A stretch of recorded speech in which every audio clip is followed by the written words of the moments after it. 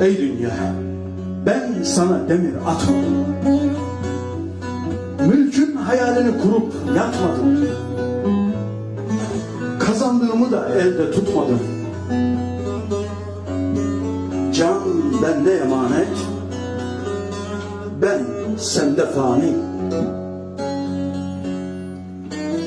Ey dünya, ey dünya, nefesim elbette biter. Geldiği gibi de bu yolcu gider. Sen bana bir mezar yeri ver yeter. Can bende emanet, ben sende fani. Ey dünya, bayram der döndüğünce dön. Göçmendir içinden göç eder bir gün can. Her ömre biçilen gün buluyor son. Can bende emanet, ben sende fani.